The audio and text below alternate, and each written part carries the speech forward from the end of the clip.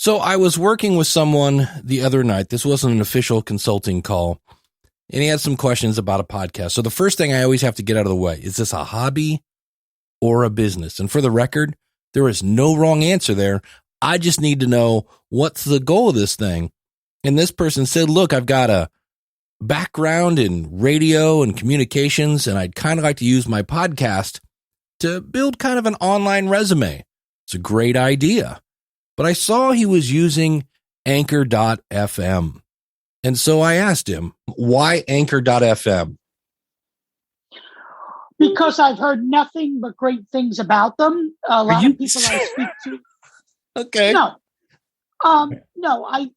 People I speak to in the media business and people who I've spoken to where I currently work and do podcasts and stuff told me that they like the flexibility of Anchor.fm. They like the fact that Anchor.fm will take your podcast and distribute it to all the other platforms. No, they won't. That's the hilarious thing about it. And so after my brain quit exploding, I thought, I wonder where people are getting this information. What are you using as a source? And if you're like, oh, Dave's going to complain about Anchor again, I am. But here's the fun thing about it. Most of the things I used to complain about Anchor about, they actually don't do anymore, but they've invested a whole bunch of new stuff that doesn't make sense. So I'm going to spend a little bit of time talking about that. I've also got an Atta boy or Atta girl or Atta person or Atta you. And I'm going to give you an update on the Tascam Mixcast 4. I mentioned last week that I had an issue, and well, let's just put it this way. You're listening to it right now. Hit it, ladies. The School of Podcasting with Dave Jackson. Podcasting since 2005. I am your award-winning Hall of Fame podcast coach, Dave Jackson, thanking you so much for tuning in. If you're new to the show, this is where I help you plan, and boy, is that important. Then you launch, then you grow, and if you want to, you can monetize your podcast. My website is schoolofpodcasting.com, and that's right, it's still going on. If you use the coupon code LISTENER when you sign up at schoolofpodcasting.com, you will save 25%. Normally that's 25% through the end of the year. And somebody asked me about this the other day. Do I still have the podcast quick start program? Yes, I do. I'll have a link to that out at schoolofpodcasting.com/805. And yes, that coupon works on that as well. If you're new to the show, the quick start program is you get 3 months at the School of Podcasting. You get 3 hours of one-on-one consulting with me. It's kind of a mentorship program. And as we get ready to roll, I'm going to start off today with just the update on the Tascam. If you listened to last week's episode, I'm playing with a Tascam Mixcast 4 because everybody kept asking me, is it better? Is it the same with the Rodecaster Pro? And right now my answer is it's almost a dead heat.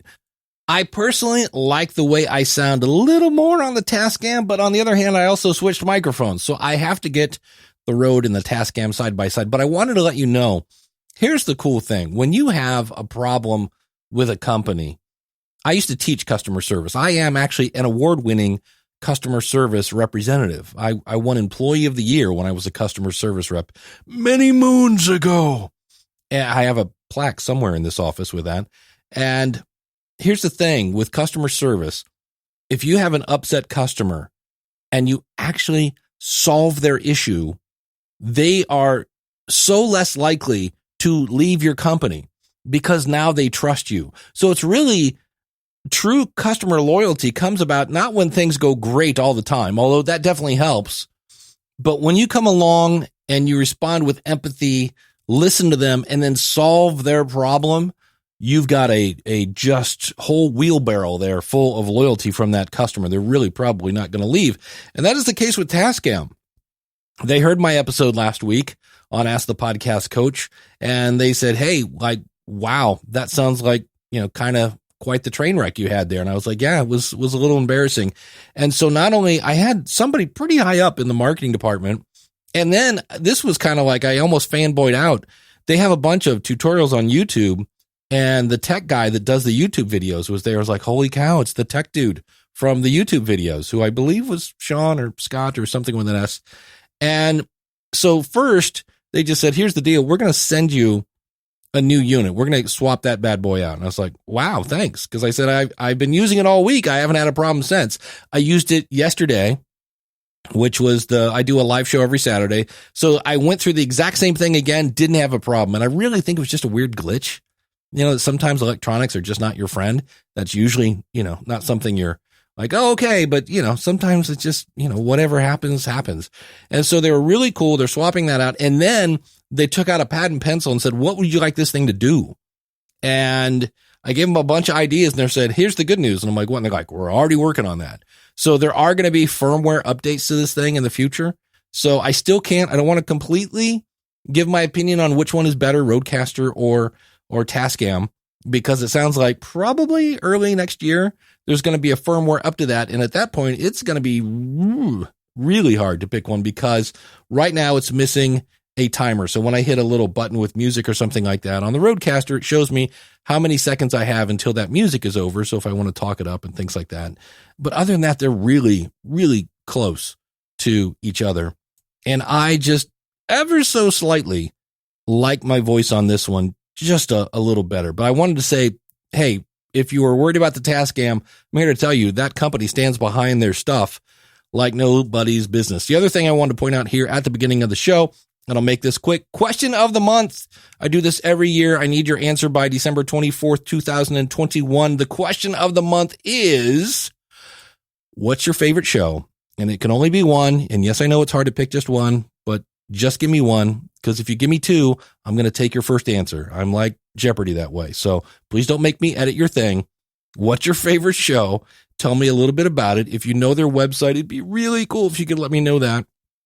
And then the big one, why do you like it? And feel free to go as long as you want about why you like it.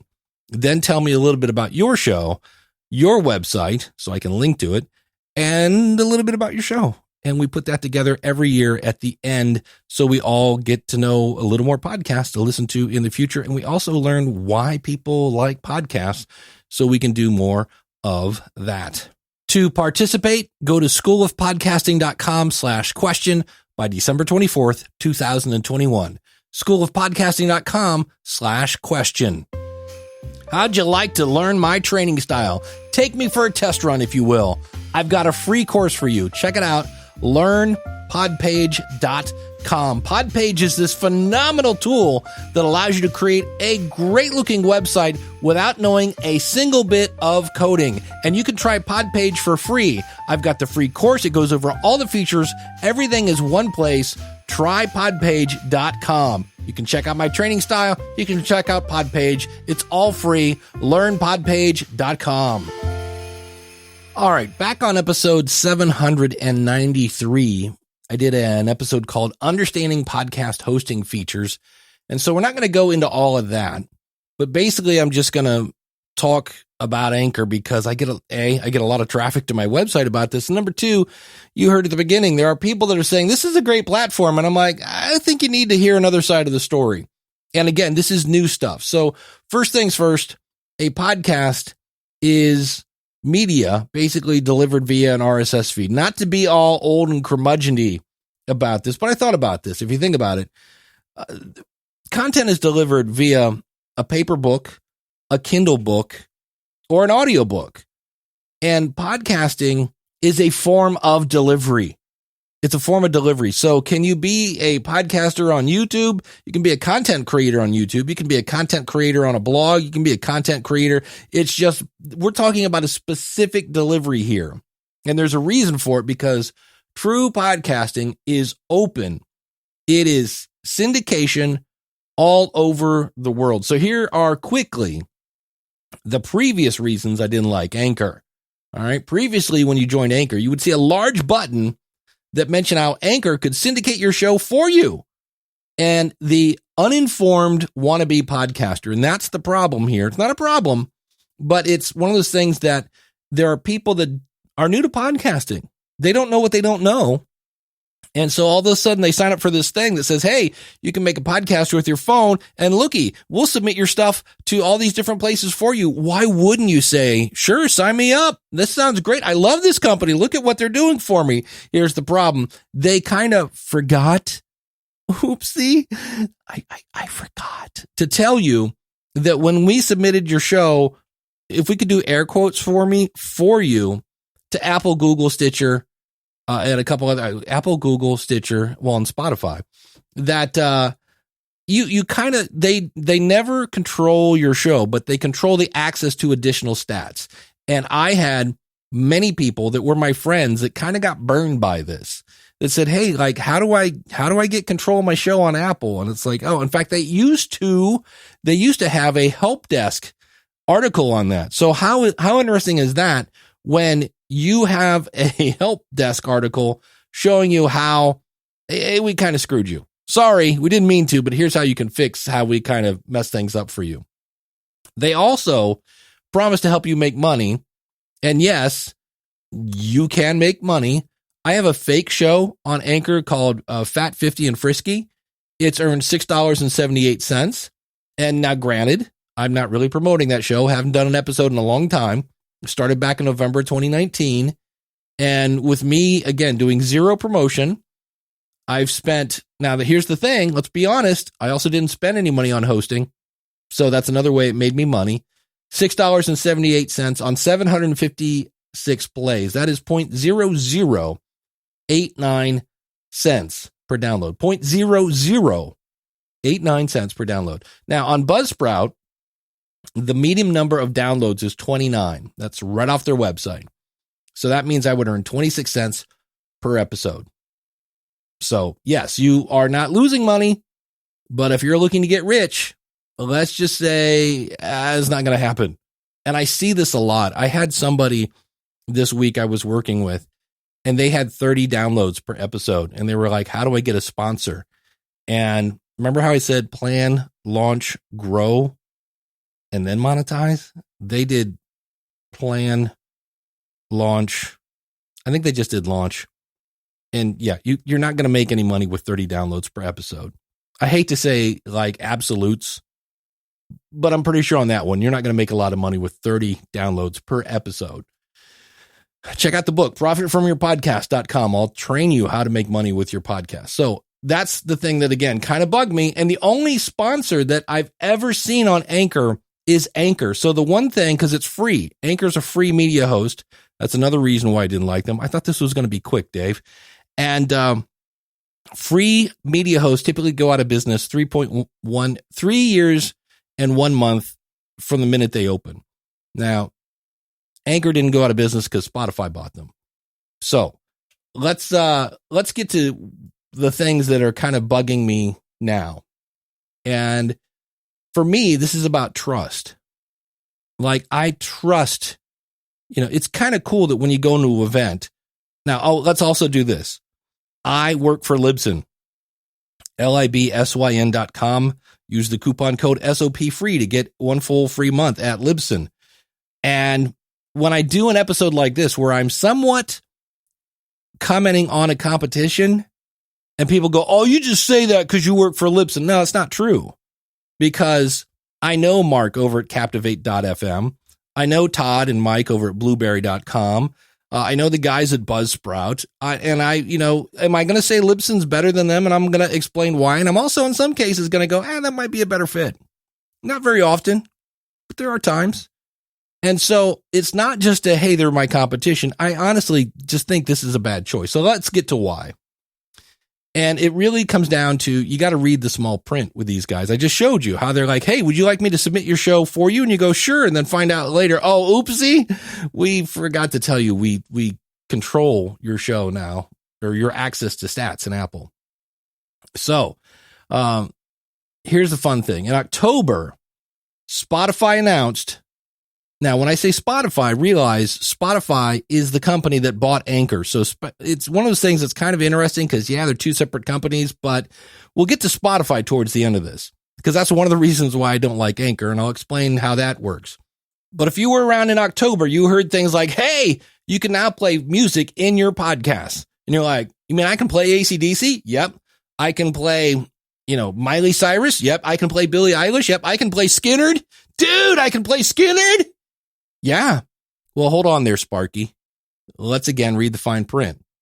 So this was only for premium Spotify subscribers would hear a full song. If you weren't a subscriber on Spotify, you'd only hear a 30-second preview of each track. And by the way, there's a certain criteria. You have to talk X amount of time before and after the track. This isn't just you whipping together your favorite songs. And each episode has to be approved. So it's going to take a little longer to publish an episode because it goes through this approval process. Then, more fine print, listeners can see the full listening experience on Spotify's mobile app, which is iOS and Android, but it can't be listened to on Spotify. Now, for me, I listen to Spotify on my desktop, and for the record, I'm a huge fan of Spotify as a listener of music. As a listener of podcasts, no. And do I listen in the car? No, I listen to podcasts in the car. But if I want to listen to a song, I'm a premium subscriber to Spotify on their desktop. But the Spotify desktop app does not yet, they say, support the full listening experience with the UI features available on the mobile. Now, I have a link in the show notes to the source of all that information. So, and again, each episode is reviewed. So you make sure that you are part of, you're meeting all the guidelines, which is great. And those guidelines mean, again, you have to talk about this. So I actually have a show. I tried this, and it was interesting because I have 2 episodes that don't have music in them where I explain how free media hosting doesn't work. And that's been able to be listened to on Apple and other shows, but you can only hear the music stuff on Spotify. And notice that everything is all about getting people to Spotify. The thing I love about podcasting is the open nature. I put it out. It goes anywhere, whatever app you like. Pocket Cast, you listen to it in Pocket Cast. If you like Overcast, if you like Apple Podcasts, if you like whatever, listen to it, whatever. It's open. It's whatever is best for the listener. Spotify is like, nope, we got to bring people and you have to use our stuff. Now, the other fun thing of this is as I analyze this, it makes it harder again for the listener. When I looked at Buzzsprout's stats, 30% of listeners use Spotify. That means 70% of your audience won't be able to listen to your, hey, look at me, I'm playing full songs on a podcast. It's a little different than the way it was like, hey, everybody, you can play AC/DC on your podcast. Well, as long as they do this and they do this and they're paying this and they're doing that. And according to Libsyn.com, Spotify only makes up 14% of the listener base, which means 86% of people, can't hear your music show. And there's another key point. Of those people on Spotify, so when we say that somewhere between 14 and 30% of podcast listeners use Spotify, I don't know what the percentage is of how many people are actual paying members of Spotify. So here again, hey, you can play music on your podcast that is somewhere less than 15 to 30% are going to actually be able to hear. And again, I go, I'm not a big fan of people that I constantly have to check the small print to see what's going on. Keep that in mind. Recently, they came out, hey, you can now do video in podcasts. And everybody's like, check it out. Look what Spotify's doing. Yeah, for the record, you've been able to do video and podcasts since day one, since 2004-ish. In fact, there was a really popular video podcast called Ask a Ninja that I loved. Now, what I didn't like about it is video files are huge compared to audio files. And this is back in the day. So I would, have to kind of download that show when I went to bed. So it would be down by the time I woke up. But it was awesome. But then this thing came along called YouTube. You may have heard of it.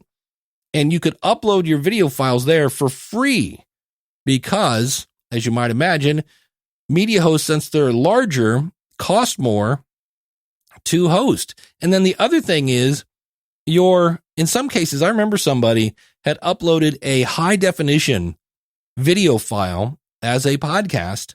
And for the record, since we're talking about this, a podcast can be audio, video, or a PDF for some reason. But this person had uploaded, it was like a gig. It was a high definition video file. And I went to download it on my phone, and my phone was just like, I melted. It didn't work. So that's another reason why video podcasts, they've been around, and I know people that will take a video podcast. I do this every Saturday. I do a video show, goes to YouTube. I strip the audio out and put it out as a podcast. Much cheaper. The people who want to watch it can go watch it on YouTube. People want to listen to it can listen to it in whatever app they want. And so I was looking into this, and they said, they being Spotify, you'll soon be able to monetize video podcast by utilizing, you guessed it, Spotify's podcast subscriptions. So here again, is this something like Patreon that works on for everybody? Is it something like Supercast? Is it Glow.fm? Nope. You got to use our tools. You got to come to Spotify to check out the video podcast. Oh, by the way, that's on Anchor. So can I have a video podcast on my media hosts, say Libsyn, Captivate, Buzzsprout, Blueberry, and submit it to Spotify? No. Spotify only uses MP3 files, by the way. So please quit submitting video files to Spotify. That doesn't work. Another quote said, Spotify continues to pioneer new forms of interactivity, unique listening experiences. Well, yeah, it's unique because I used to listen to Overcast. Now I got to come to your app. And now unique viewing experiences along with the tools to give you greater control over your content, which I find somewhat laughable because I don't have any control over my content. I've got to use your host. I've got to use your app. Maybe that's control for me. It's much, much less control for the listener. And call me crazy, I'm all about the listener, because if I have to make hurdles for my listener, they're not going to listen and they're not going to view. So, so that great control that they talk about means you're using their hosting, using their monetization, and anything else that they dictate. Now, the last thing here is you need to trust your host. And again, this is about Spotify, but so many people mention Spotify as a bonus of Anchor, like, hey, and they're owned by Spotify. So, they're not going to go out of business. And I'm like, you know what? I'm still not sold on that idea. I don't know any business that goes, hey, that one arm of our business that's losing money, even if it's just a portion of what you make, eventually there's going to be a CEO that goes, why are we keeping that? It's losing money and we're keeping it. Why? I don't know. I realize Spotify isn't going to run out of money, or are they? Who knows? But there was an LA Times article that mentions, we're talking about trusting your host, that Melissa Ferrick has 150 songs that have been played out about 1 million times on Spotify. But the 45-year-old independent artist says the popular streaming music service has shortchanged her by failing to fully license her songs. In fact, a bunch of comedians just had their content pulled, including Joe Rogan, because they weren't licensed properly. And I'm like, these are the people that you're going to trust who say we can help you make money? This is the music industry. And we'll talk about that in a second. This particular woman we just talked about, Melissa Ferrick, that's now a $200 million lawsuit. And it's the second lawsuit in a month seeking class action status on behalf of musicians who allege the Swedish company has infringed on their copyrights. The first action was filed by alternative rocker David Lowry. And I have a link to the source on that. Again, because I work for a competitor, I'm trying to do this as factual as possible. And I often thought they were getting into podcasting, they being Spotify, so that listeners would spend less time listening to music, because when people listen to music on Spotify, they have to pay the artist. And I thought, well, if you listen to a podcaster, you don't have to pay them anything. But that same LA Times article states that Spotify pays roughly 10% of its annual revenue in mechanical royalties, which is the stuff for music, which works out to about, you ready for this? 0.07 of a cent per stream. So they're not losing a lot of money on music. They're not paying out a ton of stuff. Since we're kind of talking about the music business, let me play you this clip, and I've got the full video, but this is Billy Corgan from the Smashing Pumpkins. And this is a guy that really likes to shoot straight. And here he is talking about Spotify and how, if you think about this, we're like, well, we need to work with the music labels and things like the music labels are part ownership of Spotify. Check this out. Look no further than the deals that the record labels cut with the streaming services. They got into ownership equity deals with the streaming services. In arrangement for them to have an equity position, they agreed to very low rates for the artist's music. But as Spotify and the other streaming services raise up in their equity position, the labels benefit. So the labels pimped out their own artist to take a greater equity position in a rising business. Yes, our good friends in the record industry. My favorite thing, and I'll have a link to this video out in the show notes at schoolofpodcasting.com/805. And this was invented. This was like back in my mom's day. They had, instead of vinyl records, they were super brittle. They were called 78 RPM records. And when you shipped those records, if you were an artist, you had to pay kind of a part of your income was then taken for damage, because they just assumed that these records would break during shipping. Well, when they switched to vinyl records, that stayed in place because, well, maybe vinyl might break. And the fun thing is the music label, those fun-filled people, those wacky little execs over in the music business, when things switched to digital, they actually kept charging artists for breakage of a digital product. Yeah, these are the people I want running my books. And speaking of the books, what is Spotify's business? Well, the CEO of Spotify, Daniel Ek, said that they're going to have a hybrid business model with three distinct parts. First, they're going to have your typical subscription revenue.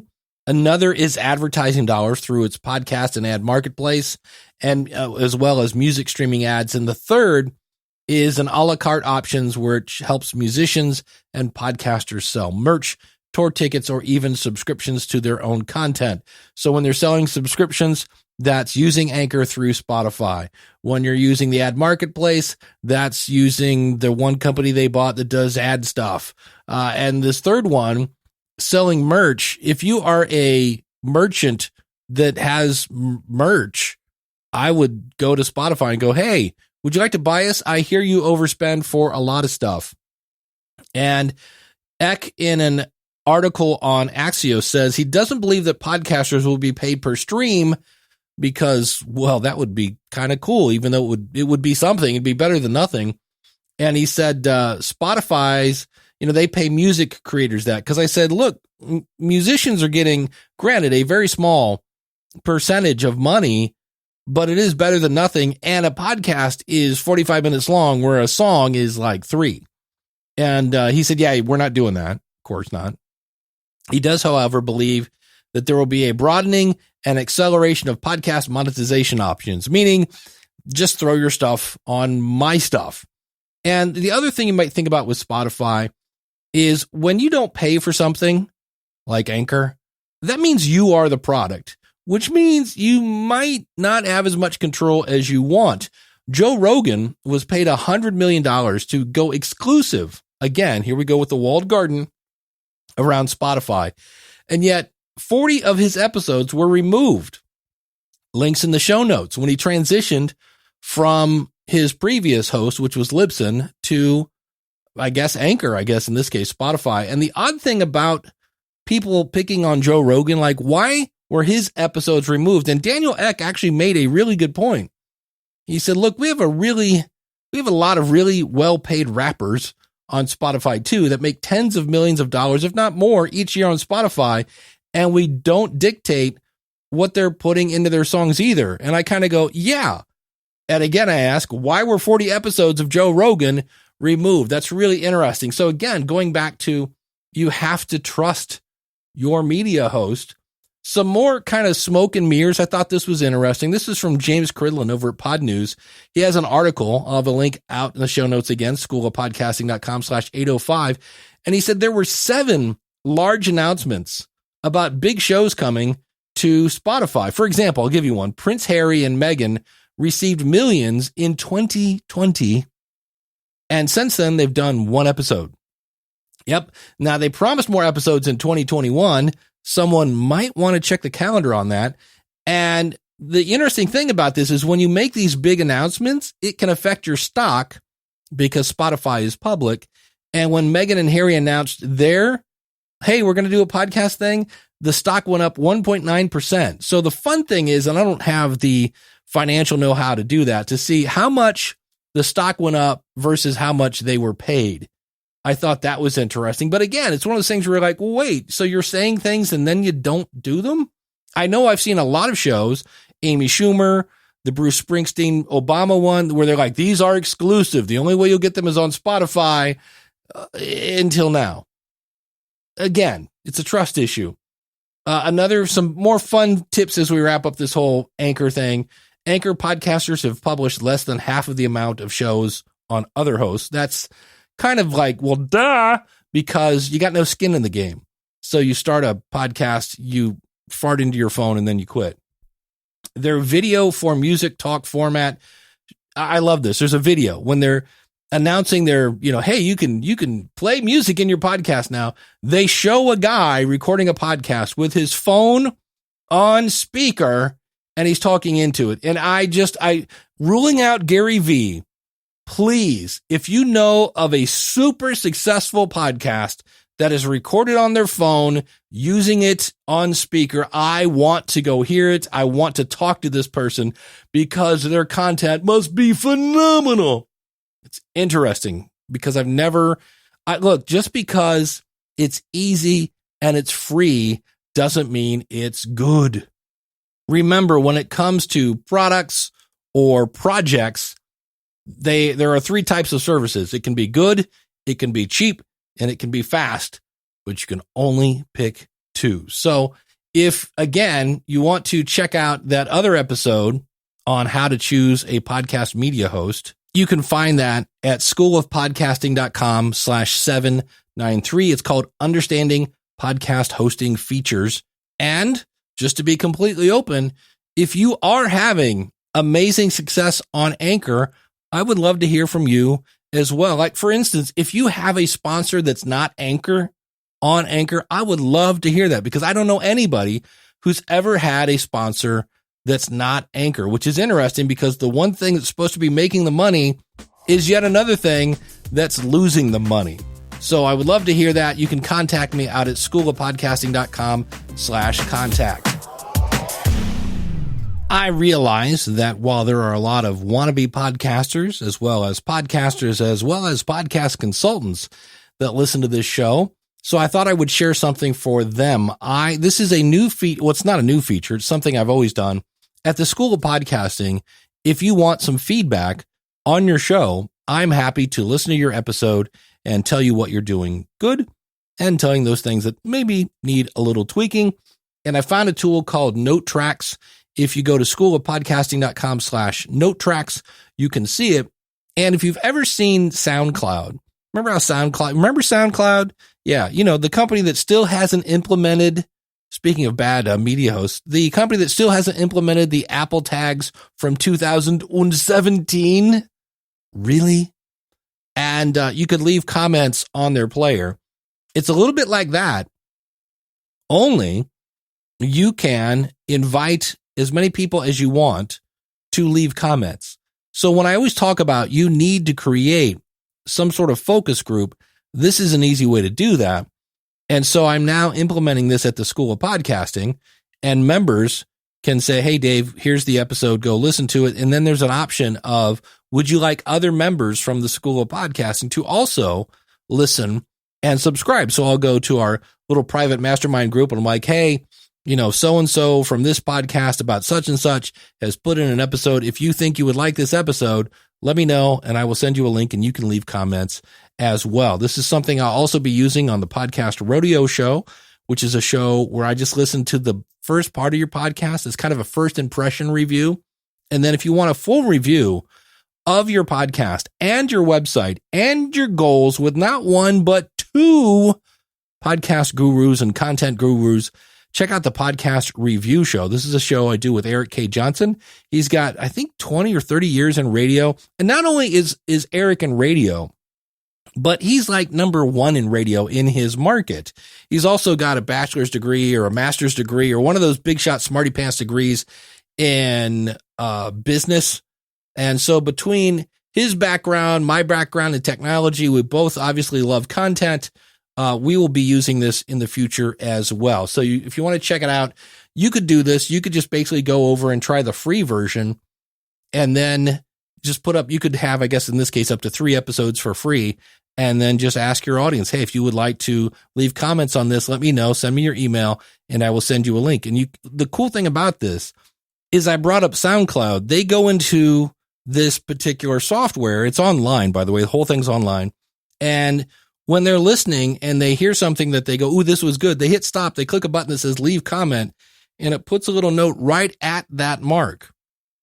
So, for instance, I was listening to Neil's podcast, Recovery Coast to Coast, and he asked some really good questions. And at one point, his guest said the one thing you want to hear when you're doing an interview.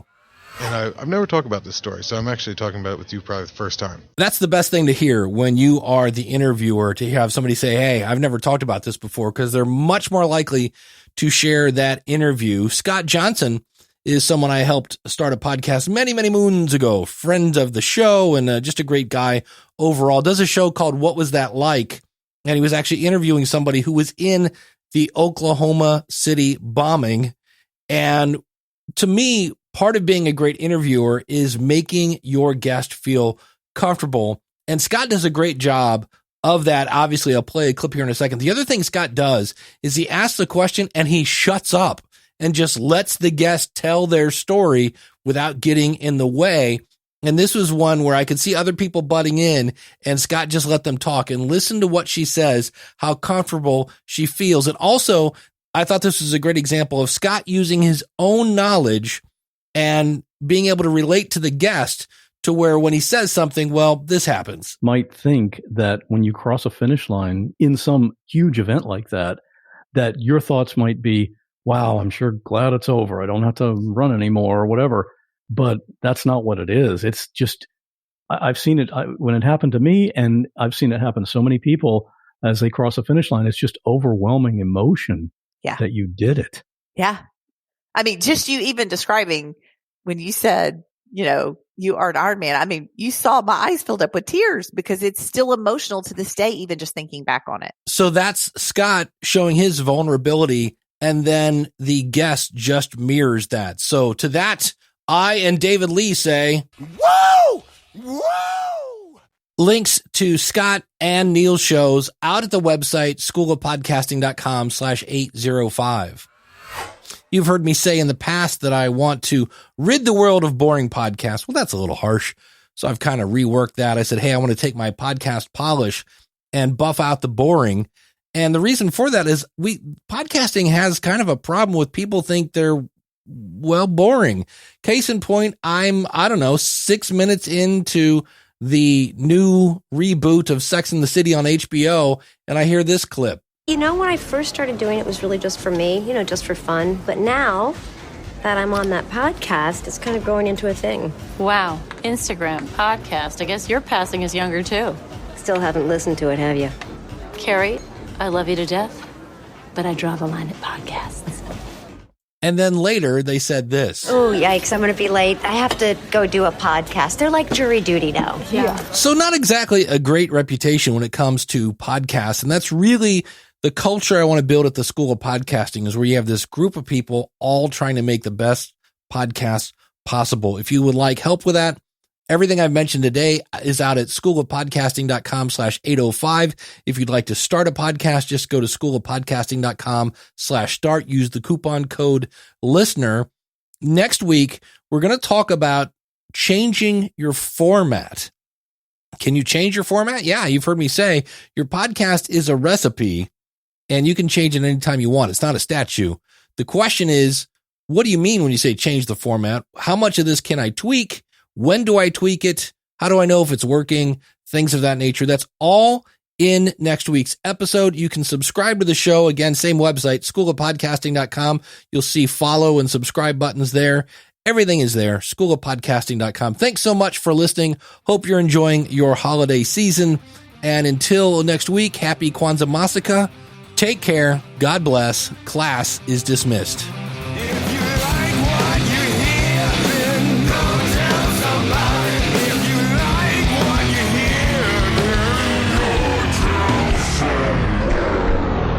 a little more. Again, it's like saying, which one's a better a spinger? What's a spinger? I don't know, but I just made up that word. It's a spinger. Anytime you're doing an interview, geez, if we could do this. So here's the bottom line on this. Tascam is sending me a new unit. A new unit. Ugh.